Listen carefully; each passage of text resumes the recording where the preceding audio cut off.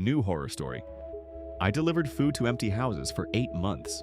I quit my delivery job tonight and I'm driving as far away from this town as my car will take me. I've been delivering food for Dash Eats for 8 months now, and I just figured out why I'm the only driver who's lasted more than a few weeks.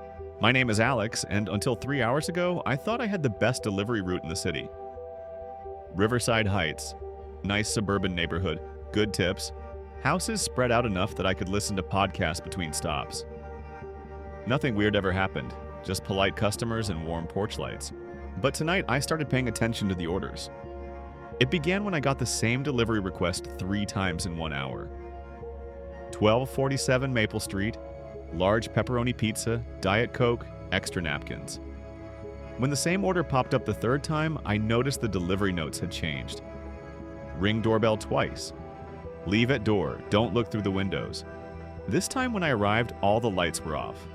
The pizza from my previous delivery was still sitting on the porch, untouched, covered in frost despite the mild October weather. I rang the doorbell twice as instructed, and as I bent down to leave the pizza, I caught a glimpse through the living room window.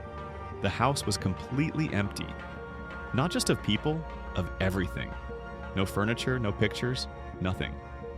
Just bare rooms with stained carpet and windows reflecting my own pale face back at me. That's when I started reviewing my delivery history. The patterns were everywhere once you knew what to look for. 892. Pine Avenue, demolished 6 months ago according to property records, but I delivered there 7 times this week.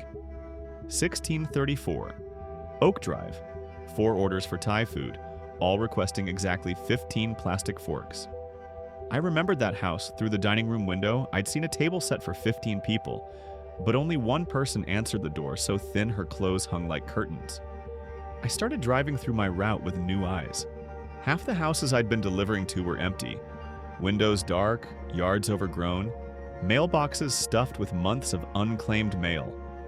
But the delivery app kept sending me there. The other half were worse. Houses where people answered the door, but something was wrong with their faces. Smiles too wide, eyes that didn't blink, movements like someone learning how to operate a human body. I drove back to 1247 Maple Street with a flashlight and walked around the entire house.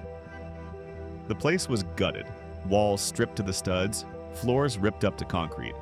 But on the kitchen counter were dozens of pizza boxes from my deliveries. That's when I found the basement window.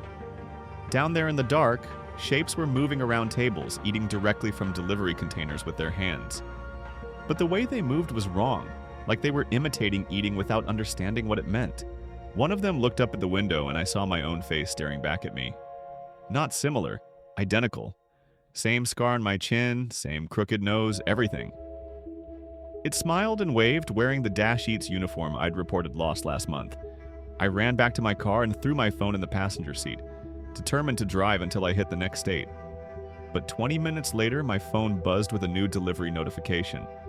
I looked down at the screen and felt my blood turn to ice. New order, Alex Morrison, 1247 Maple Street. Special instructions. Leave in basement, driver will know where to go. I'm looking at my GPS now, and despite driving for 3 hours, I'm somehow still on Maple Street. My gas gauge hasn't moved.